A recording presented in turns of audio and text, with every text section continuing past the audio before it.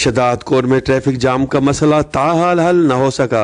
Heavy गाड़ियों का शहर से गुजरना मामूल बन गया। शहरियों ने ट्रैफिक जाम के हवाले से वश न्यूज़ से बात करते हुए कहा कि शहर तो वैसे भी हर मसाइल से दो चार है, मगर ट्रैफिक जाम का मसला किसी मुसीबत और सर दर्द से कम नहीं है।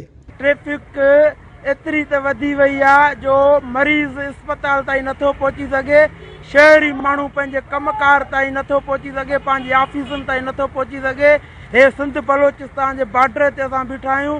जेके हेवी गाॾियूं ट्रैक्टर अनाज सां जेके भरियल अचनि था उहे हिते शहर में फासी था पवनि। शहरनि खे ॾाढी तकलीफ़ थी थिए। शहर शदादकोट 7 लख जी आबादी रखे थो, जंहिंमें ट्रैफिक जो रोज़ मामूल बणिजी वई आहे। असां DC कंबर शदादकोट MP नवाज़ादा मीर नादर अली ख़ान मक्सी खां इहा गुज़ारिश कंदासीं त हिते ट्रैफिक जो अमलो मुक़ररु कयो वञे, ट्रैफिक जे अमले खे वधायो वञे जीअं शहरनि खे तकलीफ़ न थी सघे।